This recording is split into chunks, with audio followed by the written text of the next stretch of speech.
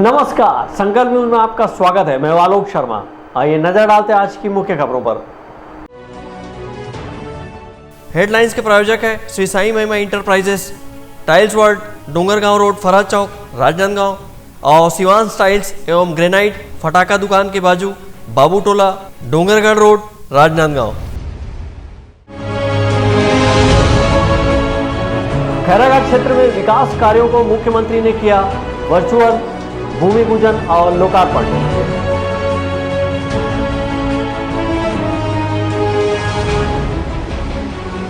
कांग्रेस के वरिष्ठ नेता सत्यनारायण शर्मा ने की प्रेस कॉन्फ्रेंस।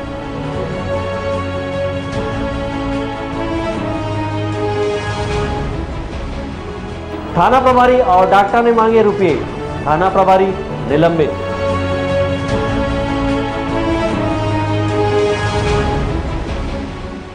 और जिले में लापरवाही से बढ़ रहे कोरोना के मामले। अब खबरें विस्तार से। राजनांदगांव जिले के खैरागढ़ में मुख्यमंत्री भूपेश बघेल ने 5 करोड़ रुपए की लागत से विभिन्न विकास कार्यों का भूमि पूजन वर्चुअल माध्यम से किया। इस अवसर पर गोधन न्याय योजना अंतर्गत किए गए गोबर खरीदी के एवज में 2 करोड़ से अधिक राशि का हस्तांतरण हितग्राहियों के खाते में बटन दबाकर किया। साथ ही गोबर से प्राकृतिक पेंट उत्पादन की शुरुआत विभिन्न गौठानों से की है। राजनांदगांव जिले के खैरागढ़ में मुख्यमंत्री भूपेश बघेल ने 5 करोड़ की लागत से बनने वाले मिनी स्टेडियम, खेल मैदान, सीसी रोड सहित विभिन्न 40 विकास कार्यों का भूमि पूजन वर्चुअल माध्यम से किया। इस अवसर पर जिला केंद्रीय सहकारी बैंक के अध्यक्ष नवाज खान, कलेक्टर तारण प्रकाश सिन्हा, एसपी डी श्रवण सहित जनप्रतिनिधि, नगर के गणमान्य नागरिक उपस्थित थे। भूमि पूजन के पूर्व मुख्यमंत्री भूपेश बघेल ने गोधन न्याय योजना अंतर्गत गोबर खरीदी के एवज में 2 करोड़ से अधिक की राशि का बटन दबाकर हितग्राहियों के खाते में हस्तांतरण किया। इस मौके पर मुख्यमंत्री भूपेश बघेल ने गोबर से प्राकृतिक पेंट उत्पादन की शुरुआत की है। इसके लिए केंद्र सरकार से MoU पर हस्ताक्षर किया है। इस अवसर पर बोलते हुए मुख्यमंत्री भूपेश बघेल ने कहा कि लोग पहले अपने घरों की लिपाई पोताई गोबर से किया करते थे, लेकिन अब प्राकृतिक पेंट से घरों को पेंटिंग किया जाएगा। प्राकृतिक पेंट निर्माण के लिए प्रदेश के कुछ गौठानों को चिन्हांकित किया गया है, जिसमें महिला स्व सहायता समूह की महिलाएं प्रत्येक गौठानों से प्रतिदिन 50 लीटर प्राकृतिक पेंट का उत्पादन करेंगी। इससे महिला समूहों को रोजगार मुहैया होगा। मुख्यमंत्री भूपेश बघेल ने राजनांदगांव जिले के खैरागढ़ नगरीय निकाय के लिए 5 करोड़ की बड़ी सौगात दी है। इससे विकास कार्यों को गति मिलेगा। इस अवसर पर कलेक्टर तारण प्रकाश सिन्हा ने बताया कि मुख्यमंत्री भूपेश बघेल ने खैरागढ़ नगर पालिका परिषद के विकास के लिए 5 करोड़ की सौगात दी है, जिसे जल्द से जल्द पूरा किया जाएगा। सबसे बड़ी बात कि छत्तीसगढ़ स्वच्छतम राज्य बना और खैरागढ़ को गार्बेज फ्री सिटी में 3 स्टार रेटिंग मिली।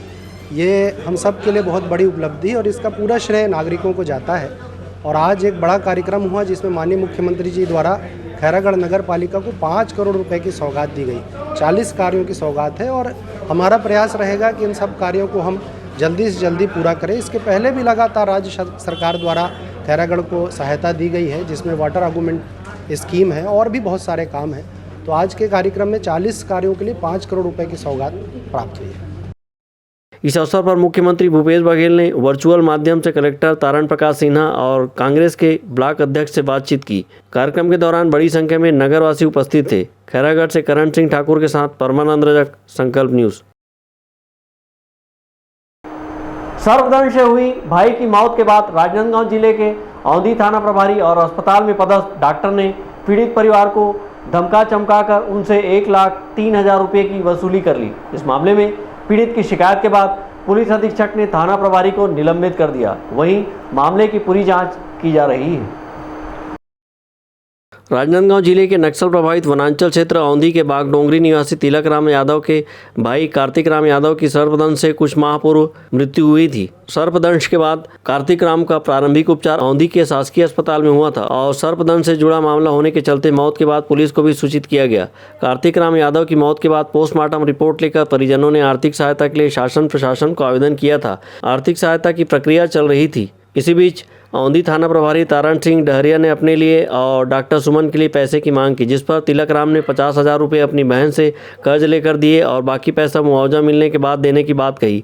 मुआवजा मिलने के बाद बाकी पैसा भी दिया गया। इसके बाद डॉक्टर सुमन और थाना प्रभारी द्वारा उसे परेशान किया जा रहा था। जिससे तंग आकर तिलक राम यादव ने सभी के खिलाफ गृह मंत्री, एसपी और अतिरिक्त पुलिस अधीक्षक से शिकायत की। पीड़ित तिलक राम ने कहा कि थाना प्रभारी को उसने पहले 48,000 रुपये दिए और बाद में बैंक से पैसे निकालकर 5,000 रुपये और दिए।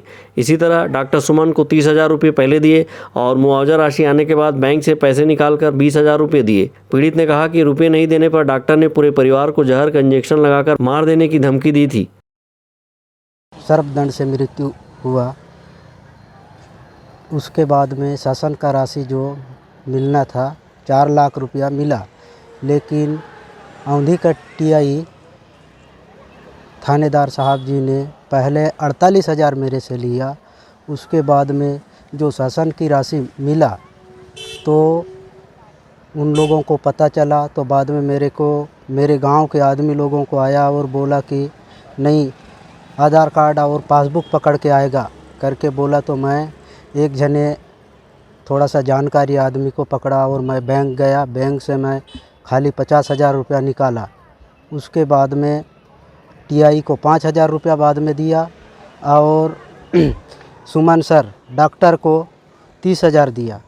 उसके बाद में बागडोंगरी का दवाखाना में आया, करीब 7 बजे आया और उसका एक जने डॉक्टर था, उसको मेरे घर में बुलाने के लिए भेजा। तो वो बोला नहीं, तेरे को डॉक्टर साहब बुलाता है बोला। तो मेरा भाई को और मेरा छोटा सा एक बच्चा को पकड़ के मैं चला गया दवाखाना। तो उन लोग संकल लगाए और यानी ये कितना तू पैसा दिया बे, वैसे बोले।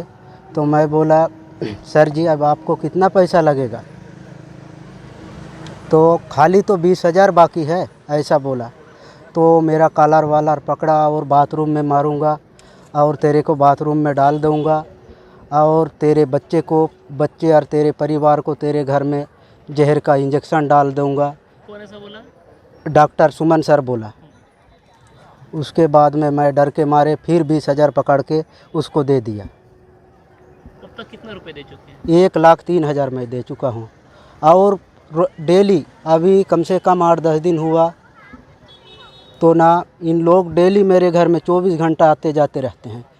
पुलिस वाले लोग तो शाम सुबह आते हैं। कोई धमकी चमकी भी धमकी चमकी नहीं, यानी कि तुम आओ, साहब बुला रहा है, सुमन सर का आप पैसा नहीं दे रहे हो, ऐसा बोलते हैं। सर्पदंड से कार्तिक राम की मौत के मुआवजे में थाना प्रभारी ने 50,000 और डॉक्टर ने 50,000 रुपये की मांग की थी। पीड़ित परिवार ने मांग से अधिक 1,03,000 रुपये भी दे दिए। इसके बावजूद थाना प्रभारी और डॉक्टर का मन नहीं भरा। उन्होंने पीड़ित पक्ष को और रुपये के लिए धमकाना चमकाना शुरू कर दिया। पुलिस तक पहुंची मामले की शिकायत के बाद राजनांदगांव पुलिस अधीक्षक ने तत्काल प्रभाव से थाना प्रभारी को निलंबित करते हुए लाइन अटैच कर दिया। इस मामले में अतिरिक्त पुलिस अधीक्षक जयप्रकाश बढ़ई ने कहा कि पुलिस अधीक्षक ने थाना प्रभारी को निलंबित कर दिया है और उनकी जगह पर दूसरे थाना प्रभारी को प्रभार देकर पदस्थ किया है। औंधी थाना क्षेत्र अंतर्गत ग्राम बागडोंगरी से कुछ ग्रामीणों के द्वारा शिकायत की गई कि थाना प्रभारी द्वारा पैसे का लेन देन किया गया। अभी जांच पर से है, शिकायत जांच की जा रही है। प्राथमिक तौर से एसपी महोदय द्वारा थाना प्रभारी को निलंबित कर दिया गया और दूसरे थाना प्रभारी की नियुक्ति कर दी गई है। जांच एसडीओपी मानपुर के द्वारा किया जा रहा है। सर्पदंश के मौत के मामले में पीड़ित पक्ष द्वारा रुपये लेने की शिकायत के बाद थाना प्रभारी को निलंबित कर हटा दिया गया है, लेकिन वनांचल क्षेत्र होने की वजह से चिकित्सक की कमी के चलते डॉक्टर पर अब तक कोई कार्रवाई नहीं हुई है। डॉक्टर को निलंबित कर हटाने से पहले स्वास्थ्य विभाग के सामने बड़ी चुनौती नक्सल प्रभावित क्षेत्र में नए डॉक्टर की पदस्थापना को लेकर है। यही कारण है कि अब तक उक्त डॉक्टर पर स्वास्थ्य विभाग ने कार्रवाई नहीं की है। मनोज देवांगन और अमित चटर्जी के साथ हफीज़ खान, संकल्प न्यूज़। पूर्व मंत्री एवं विधायक सत्यनारायण शर्मा ने लगातार बढ़ती महंगाई के मुद्दे में किए जा रहे कांग्रेस के जन जागरण पदयात्रा के दौरान राजनांदगांव प्रेस क्लब में एक प्रेस कॉन्फ्रेंस आयोजित करते हुए महंगाई के लिए केंद्र की नरेंद्र मोदी सरकार को जिम्मेदार बताया। उन्होंने कहा कि मोदी सरकार की गलत नीतियों के कारण देश में महंगाई बढ़ी है। कांग्रेस की महंगाई के खिलाफ जारी जन जागरण पदयात्रा में शामिल होने राजनांदगांव पहुंचे पूर्व मंत्री एवं कांग्रेस के वरिष्ठ नेता सत्यनारायण शर्मा ने राजनांदगांव प्रेस क्लब में एक प्रेस कॉन्फ्रेंस आयोजित करते हुए केंद्र की नरेंद्र मोदी सरकार के खिलाफ जमकर आरोप लगाया। उन्होंने कहा कि देश में बढ़ती महंगाई नरेंद्र मोदी सरकार की गलत नीतियों का परिणाम है। प्रेस कॉन्फ्रेंस के दौरान उन्होंने कहा कि बिना सोच विचार किए नोटबंदी ने देश की अर्थव्यवस्था को पटरी से उतार दिया है। उद्योग धंधे व्यापार चौपट हो गए जो आज तक नहीं सुधरे। केंद्र सरकार का आर्थिक कुप्रबंधन महंगाई बढ़ाने का बड़ा कारक सिद्ध हुआ है। असंगत करारोपण, बेतहाशा एक्साइज टैक्स के कारण डीजल पेट्रोल के दाम बढ़े तो महंगाई को बढ़ाने में बड़ा कारण बना। आदमी की भावना का इजहार हमने आज किया है। जो हमने अभी तुलनात्मक आपको विवरण दिया है उसमें सारी बातों का उल्लेख है। खाने के तेल से लेकर के खाद्यान्न सामग्री से लेकर के डीजल पेट्रोल कपड़ा मकान और हर चीज़ में कितनी ज़्यादा महंगी हो गई। 21 बार डीजल पेट्रोल के दाम बढ़े हैं। ये कोई अच्छी बात नहीं है। आम आदमी कैसे जीवन जिएगा ये कांग्रेस के सामने ये इस बात चिंता का विषय है। और जनता की के बेहतर जिंदगी के लिए बेहतर बसाहट के लिए हम लोग आंदोलित हैं और जन जागरण के अभियान के माध्यम से आम आदमी तक हम अपनी बात पहुंचाना चाहते हैं। आम आदमी को महसूस करना है वो क्या महसूस कर रहा है, क्या उस कैसे क्या गुजर रही है उस पर, इस बात को आम आदमी फैसला लेगा। इसलिए हमने सारी बातों का उल्लेख जो समरी नोट हमने दिया उसमें दे दिया है। यूपीए की सरकार में किसी भी चीज़ की कीमत क्या थी और आज कीमत क्या है, दोनों का तुलनात्मक अध्ययन करके आप उसका अंतर को समझिए। 50% से ज़्यादा हर कीमत में वृद्धि हुई है। ये हम सबके लिए दुर्भाग्यजनक है और इसके लिए हम मोदी सरकार को की निंदा करते हैं और आम जनता से अपील करते हैं कि इन सब बातों को सोच समझ करके आने वाले भविष्य में फैसला ले और मोदी सरकार को गद्दी से उतारे। देखिए, पूरे देश भर में जो महंगाई बेतहाशा बढ़ी है उसको लेके अखिल भारतीय कांग्रेस कमेटी की अध्यक्षा सोनिया गांधी जी, राहुल गांधी जी के निर्देश पर पूरे देश भर में इस तरह का जन जागरण अभियान चलाया जा रहा है कि लोगों को जागरूक किया जाए कि किस तरह से बेतहाशा महंगाई बढ़ रही है और इस सरकार जो केंद्र में बैठी हुई है उसकी संवेदनशीलता आम जनता के लिए समाप्त हो चुकी है। ये अगर हम जनता तक पहुंचाते हैं तो निश्चित ही लोग जागरूक भी होंगे और आपके मीडिया के माध्यम से ये संदेश केंद्र सरकार तक जाएगा, जिसका प्रभाव आपने देखा। चुनाव में लोगों ने दूसरी तरफ से वोट देकर उनको हराने का काम किया और मीडिया ने लोगों को जागरूक करके उनकी आवाज़ बनने का काम किया। ये हमारी कोशिश है कि हम गली मोहल्ले और हर लोगों तक पहुंच के लोगों को ये बताएं कि आज की वर्तमान स्थिति महंगाई को लेकर केंद्र सरकार की गलत नीतियों के कारण क्या हुई है। प्रेस कॉन्फ्रेंस में सत्यनारायण शर्मा ने पूर्व की यूपीए सरकार और वर्तमान नरेंद्र मोदी सरकार के बीच महंगाई को लेकर तुलनात्मक वस्तुओं के दामों के आंकड़े पेश किए। वहीं बीते सितंबर से अक्टूबर माह तक 21 बार पेट्रोल के दाम बढ़ने का हवाला देते हुए कहा कि 2021 में केवल एक साल में प्याज की कीमतों में 40% की वृद्धि हुई। LPG में 205 बढ़ गया। बैंकों में लेन देन भी महंगा हो गया। कांग्रेस शासनकाल में लेन देन निःशुल्क था, लेकिन मोदी सरकार आने के बाद अतिरिक्त चार्ज लेना शुरू कर दिया। वहीं महिलाओं के सौंदर्य प्रसाधन में 80% की वृद्धि हुई। कॉपी किताब में 70% की वृद्धि हुई। कांग्रेस के इस प्रेस कॉन्फ्रेंस के दौरान विधायक सत्यनारायण शर्मा के साथ पूर्व ऊर्जा मंत्री एवं अंतःव्यवसाय वित्त विकास निगम के अध्यक्ष धनेश पाटिला, राजनांदगांव शहर जिला कांग्रेस प्रभारी अरुण सिसोदिया, महापौर हेमा देशमुख, शहर कांग्रेस कमेटी के अध्यक्ष कुलबीर सिंह छाबड़ा सहित बड़ी संख्या में कांग्रेसी पदाधिकारी मौजूद रहे। अंकालू साहू और विकल्प श्रीवास्तव के साथ हफीज खान, संकल्प न्यूज़। राजनांदगांव जिले के मितानिनों ने आज बड़ी संख्या में कलेक्ट्रेट कार्यालय पहुंचकर कलेक्टर को एक ज्ञापन सौंपते हुए प्रोत्साहन राशि बढ़ाकर स्थायी मानदेय देने की मांग की है। राजनांदगांव जिले के विभिन्न क्षेत्रों से बड़ी संख्या में मितानिन आज कलेक्ट्रेट कार्यालय पहुंची और कलेक्टर को एक ज्ञापन सौंपते हुए प्रोत्साहन राशि बढ़ाकर स्थायी मानदेय देने की मांग की है। मितानिन ने कहा कि कोरोना काल के समय प्रोत्साहन राशि के रूप में 1000 रुपये दिया गया था, जिसे भी वापस लेने की चर्चा सुनाई दे रही है। वहीं इस मुद्दे पर कलेक्टर तारण प्रकाश सिन्हा ने कहा कि शासन के द्वारा जो भी प्रोत्साहन राशि दी गई है उसे वापस नहीं लिया जाएगा। हम मन मितानिन बहनी मन जो काम करत हन तो काम करत हन ओकर अनुसार से मतलब मानदेय बहुत कम मिलत है और कार्य के अनुसार जो राशि देबो ऐसे करके बोले रही से वो भी राशि हमला टाइम में नहीं मिल पाते है ना। हर चीज़ करत हन, सर्वे से लेके पूरा टीकाकरण हर काम करत हन, मजदूरी करत हन, ओला भी छोड़ के हमला जायल पड़ते। तो मानदेय बहुत कम है, मानदेय ला बढ़ाए भी जाए और मानदेय एकदम स्थायी रूप से नहीं देते, प्रोत्साहन राशि के रूप में दे जाते, लेकिन क्या है एकदम कम भी है और जो काम करे थे ओकर पूरा जो काम करे थे ओकर राशि दे भी नहीं जाते।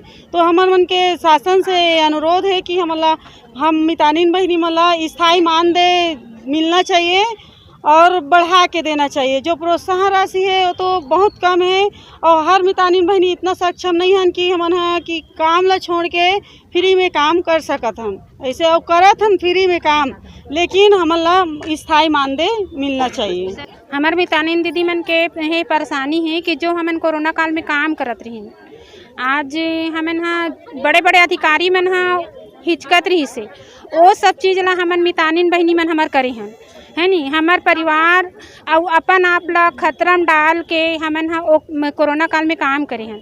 ओमें हमन ला थोड़ा से प्रोत्साहन राशि देत रही से शासन के तरफ से, वो प्रोत्साहन राशि ला बंद कर दी देना, ठीक। और जो हमन ला मिले है प्रोत्साहन राशि ओला भी मैंने काटे बर तैयार, मैंने सुने माहे हमार मन के काटने वाला है करके, मैंने जो मिले है ओला हमार प्रोत्साहन राशि कुछ के मिलते ओमे काटे बर की के काटेंगे करके हमार सुने माहे। तो ये समस्या लेके हमन कलेक्टर महोदय के पास आ रहे हैं। कलेक्टर महोदय साहब के कहना है कि ठीक है, मैं आप लोग के बात को आगे तक ले जाऊंगा और आप लोग को का पैसा को नहीं काटने दूंगा। ये हम लोग ये ला हमला आश्वासन दे है कलेक्टर महोदय है। दूसरा बात हमारे मन के रही से कि जो हमारा मेडिकल कॉलेज में सुविधा मिलना चाहिए, जो हमारे हितग्राही ला सुविधा मिलना चाहिए या आम जनता सुविधा मिलना चाहिए, वो नहीं मिल पाते। वहाँ हमला देखे में हमार मन के सोच है भाई मितानिन दीदी मन के, पता नहीं आम जनता मन के सोच है कि नहीं है, ते मैं नहीं बोल सकत है ना। हमार मितानिन दीदी मन के देखे माथे कि हमला वहाँ डॉक्टर के कमी महसूस होते।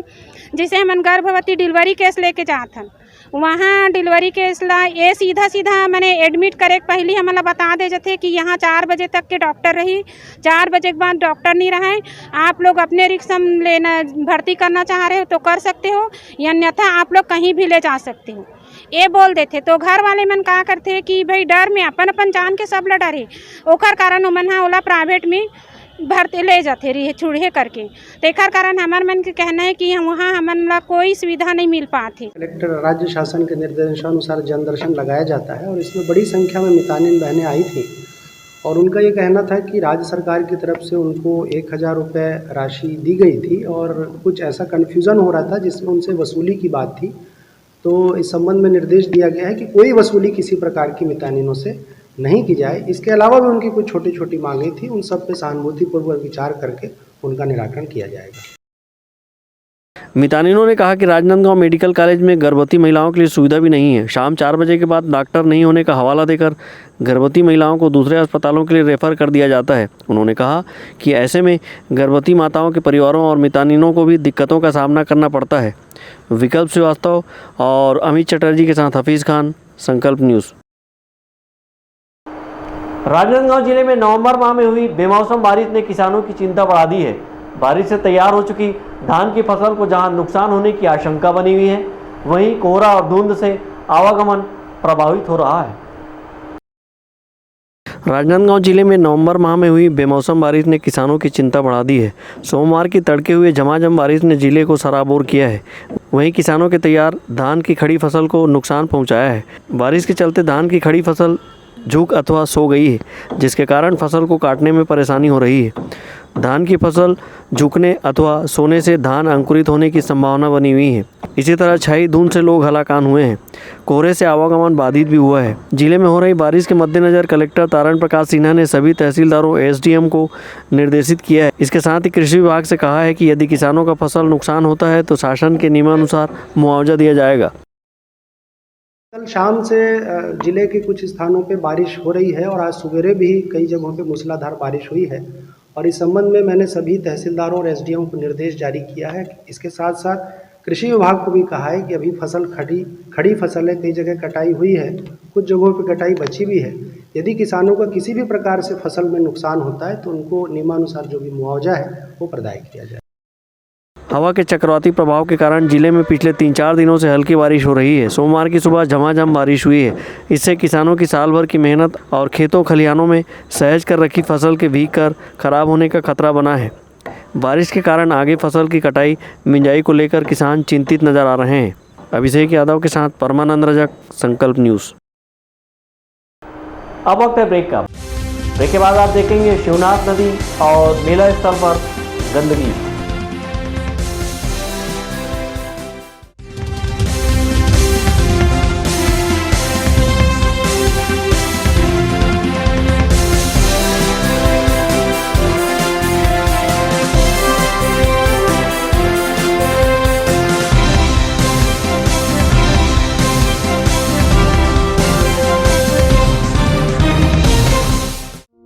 आपके अपने शिवांश टाइल्स के सफलतम तीसरे वर्ष में प्रवेश के अवसर पर सभी सम्मानीय उपभोक्ताओं का आभार। आपके सपने के आशियाने को साकार करता शिवांश टाइल्स एवं ग्रेनाइट टाइल्स, ग्रेनाइट एवं मार्बल का mega showroom Johnson, AGL, Kajaria जैसे सभी नामी कंपनियों के अधिकृत विक्रेता। टाइल्स, मार्बल एवं सैनिटरी वेयर्स की विशाल रेंज सबसे कम कीमत पर। हमारे यहाँ नल फिटिंग और पाइप फिटिंग की सुविधा उपलब्ध है। आप सभी के प्यार और सहयोग से सफलतम तीसरे वर्ष में अग्रसर शिवांश टाइल्स एवं ग्रेनाइट, शहर से मात्र 2 किलोमीटर दूर, नवागांव बाबू टोला फटाका दुकान के बाजू, डोंगरगढ़ रोड, राजनांदगांव। अपने घर, ऑफिस और शोरूम को दीजिए नया लुक हमारे साथ श्री साईं महिमा enterprises tiles world. Flooring, tiling और सैनिटरी वेयर का नवीनतम शोरूम, मन भावन और दिल को छू लेने वाली टाइल्स का एक्सक्लूसिव कलेक्शन, सभी ब्रांडेड कंपनियों के granite, Italian marble, designer tiles, wooden flooring के साथ ढेरों स्टाइलिश प्रोडक्ट्स, किचन सिंक और बाथरूम एक्सेसरीज की विशाल रेंज अब आपकी पहुंच में। श्री साईं महिमा एंटरप्राइजेस टाइल्स वर्ल्ड एंड फटाका मॉल, फरहद चौक, डोंगरगांव रोड, राजनांदगांव। कॉल 9009757412 और 9994574412। आपके सही फर्नीचर का पूरा ध्यान रखता है महावीर फर्नीचर्स। सभी प्रकार के पलंग, दीवान, फोल्डिंग पलंग, luxury sofa set, bedroom set से लेकर सभी प्रकार के office furniture, revolving chair, TV unit सहित डाइनिंग व ड्रेसिंग टेबल का भरपूर स्टॉक एक ही छत के नीचे। ऑटोमेटिक मशीन से निर्मित स्टील अलमारी, ब्रांडेड कंपनियों के गद्दे व furniture, branded plastic chair, centre table, study table, folding सीढ़ी, सभी सामान थोक व चिल्लर भाव में। आपके जगह व साइज अनुसार सभी फर्नीचर ऑर्डर से भी बनाया जाता है। TV, fridge, window plus plastic cooler जैसे इलेक्ट्रॉनिक सामानों का ऑर्डर लिया जाता है। स्टील से संबंधित सभी कार्य किए जाते हैं। शादी सीजन के लिए कम कीमत पर आकर्षक पैकेज उपलब्ध है। हमारे यहाँ सोफा सेट्स व रिवॉल्विंग चेयर रिपेयरिंग किया जाता है। आज ही आए Mahavir furnitures, stadium road, Gandhinagar, Mahamaya चौक के पहले, राजनांदगांव। तृप्ता फैशन, चाहे त्योहार हो या पार्टी, बर्थडे हो या शादी, तृप्ता फैशन आपका स्वागत करता है। 6000 स्क्वायर फीट में फैला कपड़ों का शोरूम, जहां बच्चों से लेकर बड़ों के लिए कपड़ों की वाइड रेंज। बच्चों के लिए किड्स वेयर, महिलाओं और गर्ल्स के लिए साड़ी, जीन्स, टॉप, लांचा, सलवार सूट, इनर वेयर, शादी और फंक्शंस के लिए गाउन्स और लहंगे और सभी तरह के कपड़े। वहीं पुरुषों के लिए shirt, pants, jeans, T shirts, blazer, suit, coat pant और शेरवानी के साथ साथ सभी ब्रांडेड और डिजाइनर कपड़ों की वाइड रेंज सभी तरह की प्राइस रेंज में मिलते हैं। सिर्फ इतना ही नहीं, आपके घर को सुंदर रखने के लिए होम फर्निशिंग, वो भी आपके बजट अनुसार। क्वालिटी में नंबर 1, दाम में सबसे कम। तृप्ता फैशन, तृप्ता फैशन, जय स्तंभ चौक, राजनांदगांव।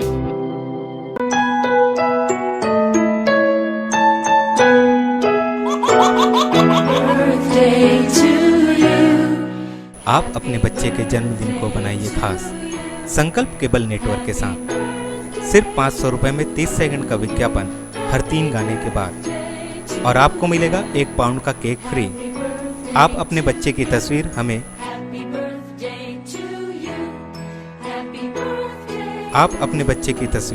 हमें व्हाट्सएप के इन नंबरों पर भेज सकते हैं।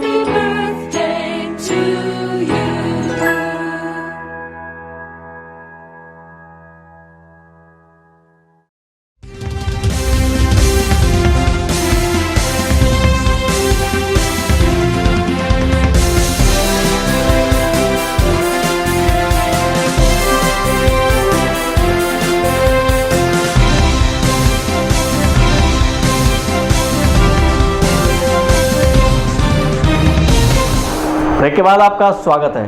राजनांदगांव शहर के मोहारा स्थित शिवनाथ नदी और मोहारा मेला स्थल परिसर में मेला समाप्ति के बाद गंदगी फैली हुई है, जिसकी त्वरित सफाई नहीं की गई है।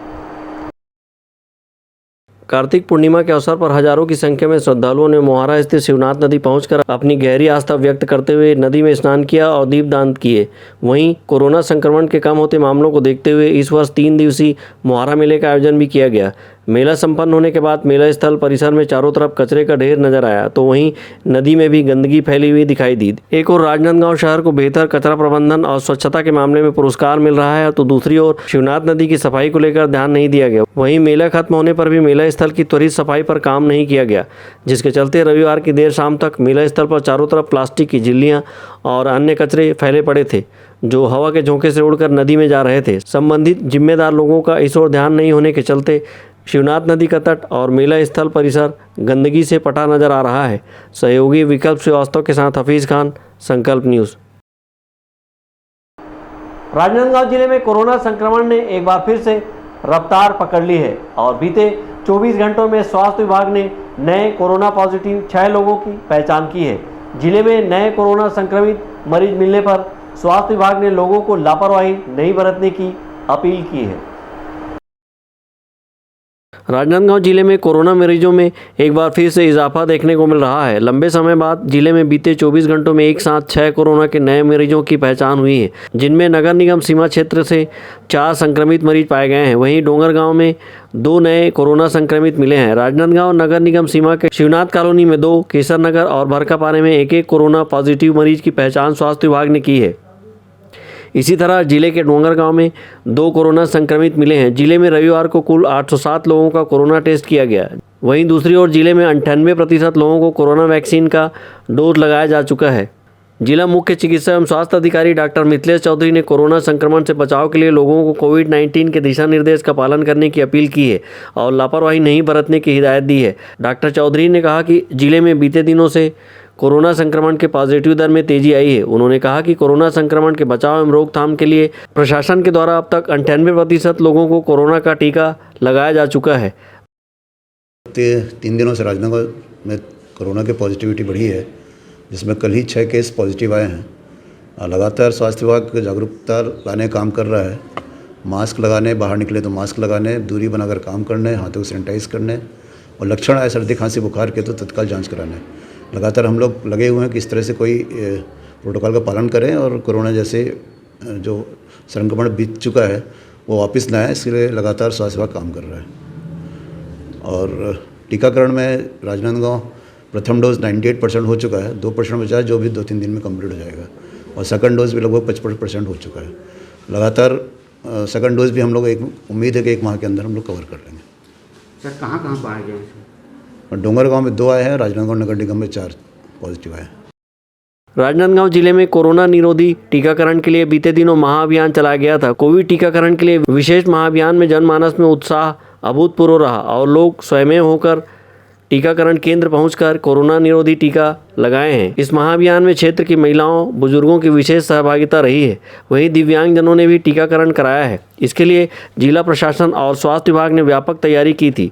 टीकाकरण के लिए मोबाइल टीम गठित की गई है, जो कि डोर टू डोर पहुंचकर टीकाकरण कर रही है। इस महाअभियान में स्वास्थ्य संयोजक, स्वास्थ्य कार्यकर्ताओं, पंचायत के प्रतिनिधियों, सचिव, रोजगार सहायक, शिक्षक, मितानिन, पटवारी सहित नगर पंचायत बीएमओ, बीपीएम, जनपद पंचायत के सीईओ, पंचायत इंस्पेक्टर सहित अन्य विभागों के अधिकारी अपनी सेवाएं देने में लगे हुए हैं।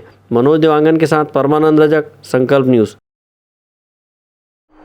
भारतीय जनता युवा मोर्चा राजनांदगांव ने प्रधानमंत्री नरेंद्र मोदी के खिलाफ अनर्गल टिप्पणी करने पर प्रदेश के मुख्यमंत्री भूपेश बघेल का पुतला दहन किया और अपना विरोध जताया है। इस मौके पर भाजपा युवा मोर्चा ने मुख्यमंत्री से माफी मांगने की मांग की है। भारतीय जनता युवा मोर्चा राजनांदगांव ने माना मंदिर चौक में प्रदेश के मुख्यमंत्री का पुतला फूंका है। प्रदेश के मुख्यमंत्री भूपेश बघेल ने देश के प्रधानमंत्री नरेंद्र मोदी के खिलाफ अनर्गल टिप्पणी की है, जिससे भारतीय जनता युवा मोर्चा को आघात पहुंचा है। बड़ी संख्या में युवा मोर्चा के कार्यकर्ता मुख्यमंत्री के खिलाफ नारेबाजी करते हुए माना मंदिर चौक पहुंचे और मुख्यमंत्री का पुतला दहन कर विरोध जताया और प्रदेश के मुख्यमंत्री से माफी मांगने की मांग की है। उसके बयान पर भूपेश बघेल जी ने माननीय प्रधानमंत्री नरेंद्र मोदी जी की तुलना रावण से की है।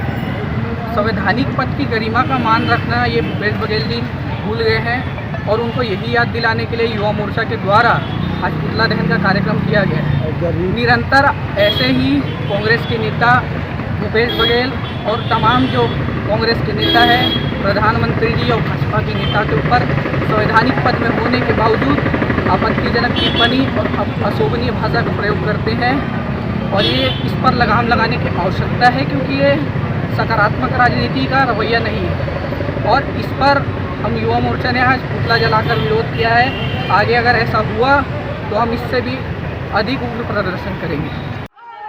पुतला दहन करने पहुंचे भाजपा युवा मोर्चा को पुलिस ने रोकने का प्रयास किया। पुतला दहन के दौरान जिला भाजपा अध्यक्ष मधुसूदन यादव, तरुण लहरवानी, जिला भाजयुमो अध्यक्ष मोनू बहादुर सिंह के अलावा कार्यकर्ता बड़ी संख्या में उपस्थित थे।